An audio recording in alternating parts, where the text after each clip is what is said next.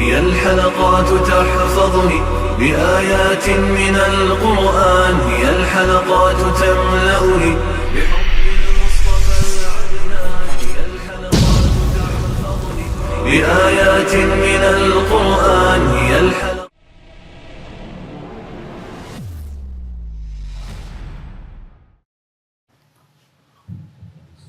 سورۃ البقرہ آیت نمبر 154. اعوذ باللہ من الشیطان الرجیم، بسم اللہ الرحمن الرحیم.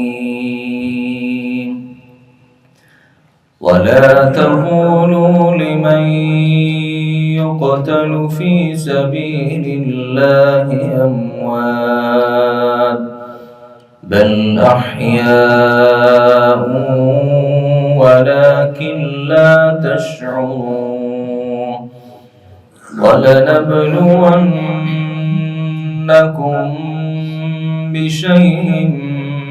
من الخوف والجوع ونقص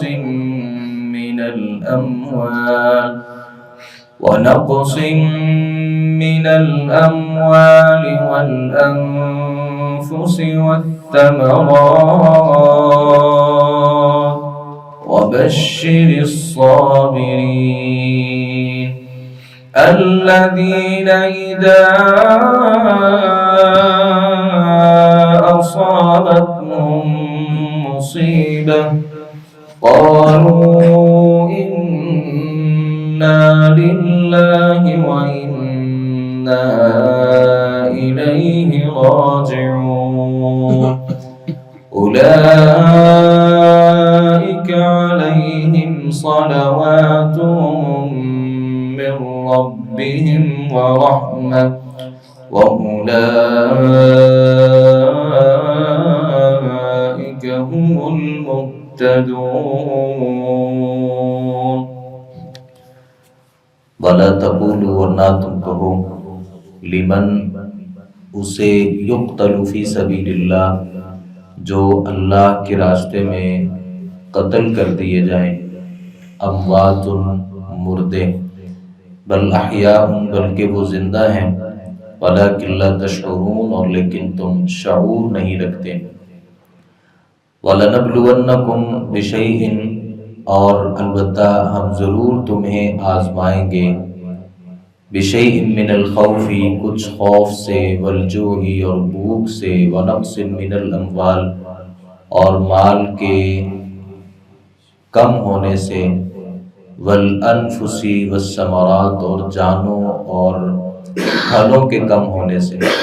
وَبَشِّرِ الصَّابِرِينَ اور صبر کرنے والوں کو بشارت دیجیے. الذین وہ اذا اصابتهم مصیبہ جب انہیں کوئی مصیبت پہنچتی ہے، قالوا تو کہتے ہیں انا للہ بلا شبہ ہم اللہ کے لیے ہیں، وانا الیہ راجعون اور بلا شبہ ہم اسی کی طرف لوٹنے والے ہیں. اولئک علیہم صلوات من ربہم ورحمہ یہی لوگ ہیں جن پر ان کے رب کی طرف سے کئی مہربانیاں ہیں اور بڑی رحمت ہے. وَأُولَئِكَ هُمُ الْمُهْتَدُونَ اور یہی لوگ ہدایت پانے والے ہیں. اللہ تعالیٰ نے اس سے پہلی آیت مبارکہ میں اہل ایمان کو صبر اور نماز کے ساتھ مدد حاصل کرنے کا حکم دیا تھا،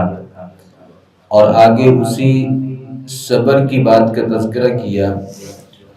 اور کہا کہ جو اللہ کے راستے میں قتل کر دیے جائیں وہ ہرگز مردہ نہیں ہیں، بلکہ وہ اللہ کے ہاں زندہ ہیں، لیکن ان کی زندگی جو ہے آپ اس کے بارے میں شعور نہیں رکھتے. اللہ تعالیٰ نے یہاں پہ شہیدوں کو زندہ کیوں کہا؟ کیونکہ تذکرہ جہاد میں جب کسی کو یہ کہا جائے کہ تم جہاد کرو گے اور نتیجے میں تم قتل کر دیے جاؤ گے اور تمہاری زندگی ختم ہو جائے گی، تو کوئی شخص ایسا نہیں ہے جو موت سے بھاگتا نہ ہو، بلکہ ہر شخص یہ چاہتا ہے کہ اسے موت نہ آئے. تو اگر یہ کہہ دیا جائے کہ تم اللہ کے راستے میں جاؤ، جا کر کے شہید ہو جاؤ، مر جاؤ، تو ایسا لگتا ہے کہ شاید کوئی آدمی جہاد کے لیے آمادہ اور تیار نہ ہوتا۔ تو پھر یہ کہا گیا کہ جو شہید کی جو موت ہوتی ہے وہ در حقیقت حیات ہوتی ہے۔ بندہ ظاہری طور پہ مر بھی جائے لیکن اللہ رب العالمین کے ہاں وہ زندہ ہوتا ہے۔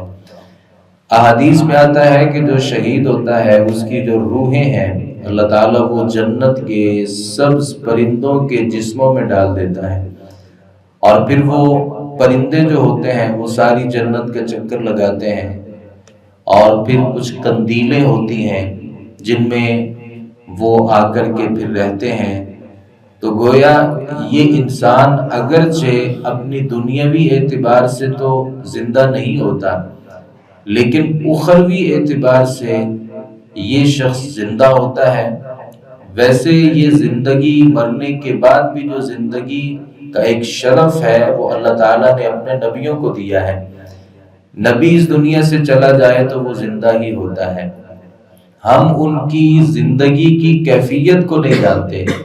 یعنی وہ کیفیت کیا ہے وہ ہمارے علم میں نہیں ہے، اللہ نے اس کا ہمیں علم ہی نہیں دیا۔ تو شہید جو ہے اسے اللہ تعالیٰ نے نبیوں والا یہ اعزاز دیا، کیونکہ انبیاء کا مقام بھی بہت بڑا ہے اور شہید کا ایک درجہ اور مقام بھی بہت بڑا ہے۔ اللہ تعالیٰ فرماتے ہیں وَلَنَبْلُوَنَّكُمْ بِشَيْءٍ مِّنَ الْخَوْفِ وَالْجُوعِ وَنَقْصٍ مِّنَ الْأَمْوَالِ وَالْأَنفُسِ وَالثَّمَرَاتِ، ہم تمہیں آزمائیں گے اور یہ آزمائش ضرور ہوگی۔ کوئی بندہ یہ سمجھے کہ میری آزمائش نہیں ہے یا نہیں ہوگی یا ہو ہی نہیں سکتی تو یہ ممکن نہیں ہے۔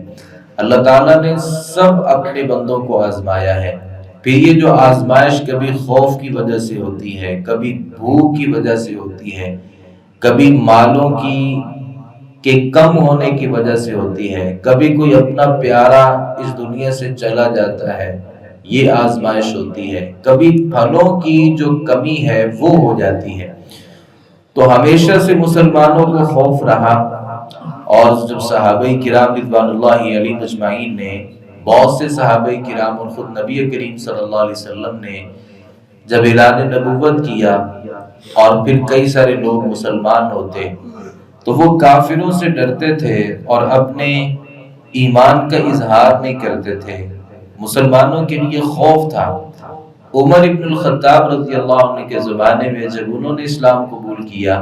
تو پھر اسلام کو بہت ساری تقویت ملی۔ تو اس سے پہلے تو مسلمانوں کے لیے خوف تھا، اور بھوک بھی مسلمانوں نے بہت دیکھی ہے۔ صحابہ کرام رضوان اللہ علیہم اجمعین نے بھوک کی جو آزمائش ہے اسے بڑا قریب سے دیکھا۔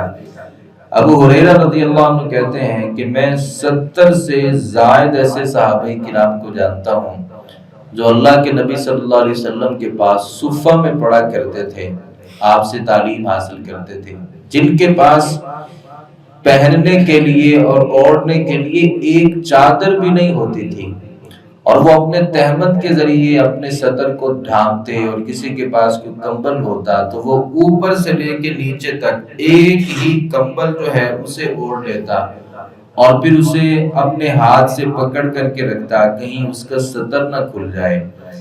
اور ایسے صحابہ 70 سے زائد تھے جن کے پاس پہننے کے لیے 2 چادریں نہیں تھی۔ اور جناب ابو ہریرہ رضی اللہ عنہ کے بارے میں صحیح بخاری میں آتا ہے کہ بہت زیادہ بھوک لگی ہوئی تھی، اور اس قدر بھوک تھی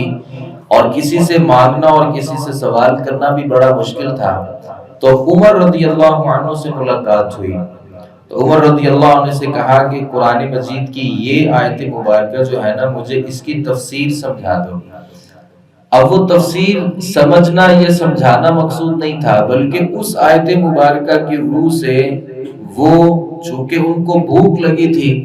اور وہ یہ چاہتے تھے کہ عمر رضی اللہ عنہ میری حالت کو دیکھیں اور مجھے کھانا کھلا دیں، تو عمر رضی اللہ عنہ بات نہیں سمجھ سکے، گھر گئے اور وہ مسودہ پکڑا ہوگا لائے اور وہ آیت مبارکہ پڑھی اور ابو ہریرہ رضی اللہ عنہ کو اس آیت کا مفہوم سمجھا دیا۔ لیکن ابو ہریرہ رضی اللہ عنہ کی جو بھوک تھی وہ ختم تو نہ ہوئی، تھوڑا سا آگے گئے اور بے ہوش ہو کے گر گئے۔ نبی صلی اللہ علیہ وسلم، ابو ہریرہ کہتے ہیں تھوڑا سا وقت گزرا، میری جب آنکھیں کھلی تو اللہ کے نبی صلی اللہ علیہ وسلم میرے پاس موجود تھے، اور آپ سمجھ گئے کہ ابو ہریرہ کو یہ جو بے ہوشی ہے یہ بھوک کی وجہ سے ہے۔ آپ نے فوری دودھ کا ایک پیالہ منگوایا اور مجھے دودھ کا پیالہ دیا گیا، اور میری جو حالت ہے وہ بہتر ہوئی۔ میں عمر رضی اللہ عنہ کے پاس گیا اور میں نے جا کر کے کہا کہ وہ جو آیت میں نے آپ سے پوچھی تھی نا، مجھے اس کی ضرورت نہیں تھی اور میں اس کی بہترین تفسیر جانتا تھا، میرا مطلب یہ تھا کہ مجھے آپ کھانا کھلا دیتے۔ تو کہا کہ اگر مجھے اتنا پتا ہوتا کہ آپ وہ کھانا طلب کرنا چاہتے ہیں تو میں آپ کو کھانا ہی کھلا دیتا، اور کھانا کھلانے میں مجھے بہت زیادہ خوشی ہوتی۔ تو یہ صحابہ کرام رضوان اللہ علیہم اجمعین تھے کہ جن کے پاس اس قدر بھوک، اور عروہ ابن زبیر رضی اللہ عنہ جو تابعی تھے، ایک دفعہ خالہ سیدہ عائشہ رضی اللہ عنہا نے عروہ سے کہا کہ ہم اپنے گھر میں، یعنی رسول اللہ صلی اللہ علیہ وسلم کے زمانے میں، ایک چاند دیکھتے، پھر دوسرا چاند دیکھتے، اور پھر تیسرا چاند دیکھ لیتے، اور ہمارے گھر میں آگ نہیں جلتی تھی۔ تو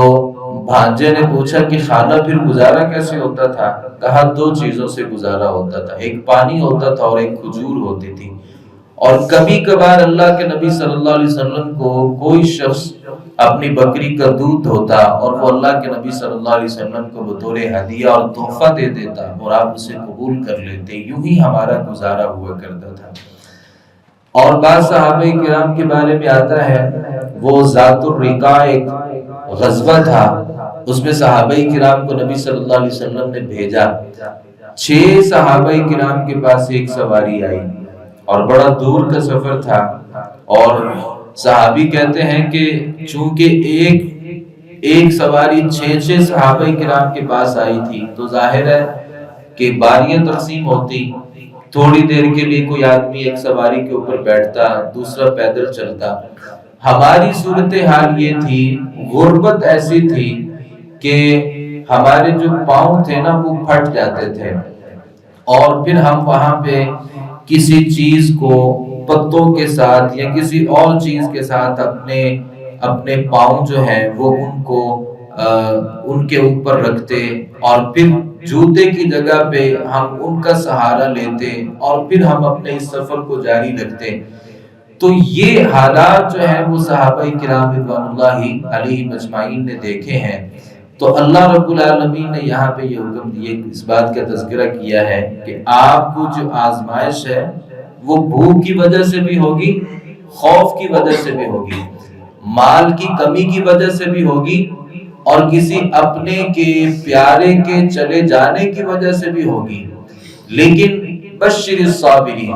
بشارت ان لوگوں کو دینی ہے جو صبر کرتے ہیں، جو جزا فضا نہیں کرتے، جو پیٹتے نہیں ہیں، اپنے رخساروں کو نہیں پیٹتے، اپنے گریبان کو چاک نہیں کرتے، اپنی زبان سے جاہلیت کے بول نہیں بولتے۔ ہمارے ہاں تھوڑا سا کاروبار میں پریشانی آ جائے، تھوڑی سی گھر میں کوئی مصیبت آ جائے، ہم اچھے بھلے عقیدے کے حامل بندے کو بھی اگر کوئی یہ کہہ دے کہ فلاں جگہ پہ جاؤ گے اور یہ کام کرو گے تو آپ کا یہ کام ہو جائے گا، تو ہم بڑی معذرت کے ساتھ وہاں جانے کے لیے بھی تیار ہو جاتے ہیں۔ اللہ کے ساتھ شرک کی کو دعوت دے دے اور کہے کہ تمہارے ہاں بیٹا نہیں ہوتا نا، فلاں جگہ پہ جاؤ گے اور فلاں دربار پہ جاؤ گے، یہ کام کرو گے تو بیٹا ہو جائے گا، تو ہم وہاں جانے کے لیے تیار ہو جاتے ہیں۔ آزمائش اسی لیے آتی ہے، اللہ یہ دیکھنا چاہتا ہے کہ تم اللہ کے ساتھ کتنے مخلص ہو اور اللہ رب العالمین کے ساتھ آپ کا کس قدر تعلق ہے۔ اللہ تعالیٰ فرماتے ہیں وہ لوگ جب انہیں کوئی بہت بڑی مصیبت پہنچتی ہے تو پھر وہ لوگ کیا کہتے ہیں؟ یہ کہتے ہیں انا للہ و انا الیہ راجعون، ہم اللہ کے لیے ہیں اور ہم نے بھی بالآخر اللہ کے پاس ہی جانا ہے۔ اگر میرا باپ اس دنیا سے چلا گیا تو وہ اللہ کا تھا، اللہ نے اس کو پیدا کیا تھا، تو اللہ نے اپنے پاس بلا لیا، تو اس میں کون سی کوئی بڑی بات ہے؟ صرف وہی نہیں، ہم نے بھی اللہ کے پاس جانا ہے اور بالآخر اللہ رب العالمین کے پاس سبھی نے جانا ہے۔ تو یہ جو کلمہ ہے نا، یہ کلمہ جو آدمی یہ کلمہ پڑھ لیتا ہے اللہ رب العالمین اس کو صبر عطا کر دیتا ہے۔ اور یاد رکھیے گا یہ جو صبر ہوتا ہے نا، یہ وہ عورتوں والا صبر نہیں جو مشکل مصیبت میں آ کے رو کے رخساروں کو پیٹ کر کے زبان سے جاہلیت کے بول بول کر کے بعد میں کہہ دیتی ہیں کہ ہمارا تو صبر ہی ہے، وہ صبر نہیں۔ اللہ فرماتے ہیں الذین اذا اصابتہم، جب بھی ان کو کوئی مصیبت پہنچتی ہے وہ فوراً کہتے ہیں انا للہ و انا الیہ راجعون۔ اور نبی صلی اللہ علیہ وسلم نے فرمایا کہ الصبر عند صدمۃ الاولی، صبر جو ہے وہ جب صدمہ آتا ہے نا فوری طور پہ صبر کرنا۔ بعد میں تو ہر کسی کو صبر آ جاتا ہے، یعنی 2-4 گھنٹے بعد، 1-2 دن کے بعد، 2-4 مہینوں کے بعد، سال کے بعد ہر کسی کو صبر آ جاتا ہے، لیکن فوری طور پہ جو صبر کرنا ہے یہ اللہ رب العالمین کو مقصود ہے۔ اللہ تعالیٰ فرماتے ہیں جو یہ صبر کے اوپر یہ کہہ دیتا ہے، یعنی انا للہ و انا الیہ راجعون، اللہ اس کے اوپر 3 انعامات کرتا ہے۔ پہلا انعام کیا ہوتا ہے؟ اولئک علیہم صلوات من ربہم، اللہ کی طرف سے اس بندے کے اوپر کئی ساری رحمتیں ہوتی ہیں اور کئی ساری اللہ کی مہربانیاں ہوتی ہیں۔ اللہ رب العالمین اس کے اوپر اپنی کئی ساری مہربانیاں کرتا ہے، اللہ اس کے اوپر اپنی رحمت کرتا ہے اور اللہ اسے ہدایت کا راستہ دیتا ہے۔ ام سلمہ رضی اللہ عنہ کے بارے میں آتا ہے، یہ نبی صلی اللہ علیہ وسلم کی پہلے تو صحابیہ تھیں، بعد میں اللہ رب العالمین نے ان کو اس سے بھی ایک بڑا شرف عطا کر دیا۔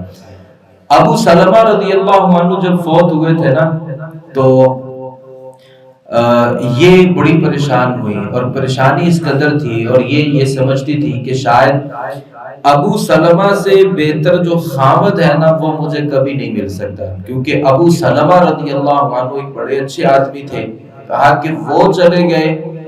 اس سے بہتر کو خاوند نہیں مجھے مل سکتا۔ پھر یہ دعا پڑھی انا للہ و انا الیہ راجعون، اللہم اجرنی فی مصیبتی، اللہ جو تو نے مجھے ایک مصیبت میں ڈالا ہے مجھے اس پر اجر دے، میں تیرے سے اجر کا مطالبہ کرتی ہوں، واخلف لی خیرا منہا، اور جو تو نے میرے سے ایک نعمت لی ہے اس کی جگہ مجھے اس سے بھی بہتر نعمت عطا کر۔ اب یہ دعا مجھے اور آپ کو یاد کر لینی چاہیے، اللہم اجرنی فی مصیبتی واخلف لی خیرا منہا۔